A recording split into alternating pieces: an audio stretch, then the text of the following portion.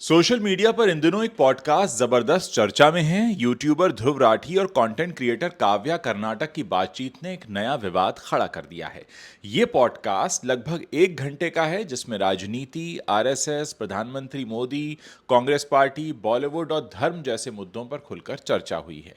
लेकिन सवाल यह है कि विवाद क्यों उठ रहा है। सबसे पहले बात आरएसएस को लेकर की गई तुलना की करते हैं। ध्रुव राठी ने कहा कि आरएसएस की कुछ संरचनात्मक और वैचारिक प्रेरणाएं यूरोप के फासीवादी संगठनों से मिलती जुलती हैं।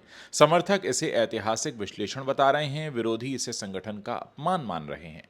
दूसरा बड़ा बयान प्रधानमंत्री नरेंद्र मोदी को लेकर था। ध्रुव ने सरकार की नीतियों की कड़ी आलोचना करते हुए एक बेहद तीखी तुलना की। इस क्लिप ने सोशल मीडिया पर सबसे ज्यादा प्रतिक्रिया बटोरी। कुछ लोग इसे अभिव्यक्ति की स्वतंत्रता कह रहे हैं, तो कुछ इसे व्यक्तिगत स्तर पर एक अनुचित भाषा का इस्तेमाल बता रहे हैं।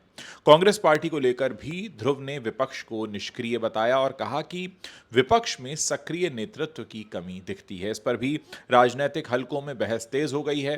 बॉलीवुड की फिल्मों की अगर बात करें तो जैसे the Kashmir files, the Kerala story और आर्टिकल 370 को लेकर उन्होंने प्रोपेगेंडा शब्द का इस्तेमाल किया है। हालांकि इन फिल्मों के समर्थक इससे नकार रहे हैं, तो कुछ लोग मानते हैं कि सिनेमा और राजनीति का रिश्ता चर्चा करने योग्य है। धर्म और ज्योतिष पर भी ध्रुव ने कड़ी टिप्पणी की, जिसे लेकर धार्मिक भावनाओं पर एक नई बहस शुरू हो चुकी है। अब बड़ा सवाल दोस्तों ये है कि क्या ये स्वस्थ लोकतांत्रिक बहस है या डिजिटल युग का बढ़ता ध्रुवीकरण है। क्या कड़ी आलोचना और व्यक्तिगत टिप्पणी के बीच कोई सीमा होनी चाहिए। क्या कंटेंट क्रिएटर्स की जिम्मेदारी अलग होती है जबकि उनके पास करोड़ों दर्शक हों।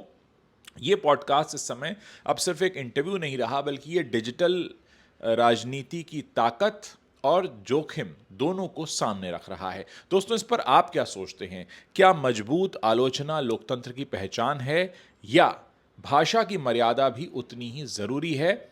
कमेंट में अपनी राय लिखना मत भूलिएगा।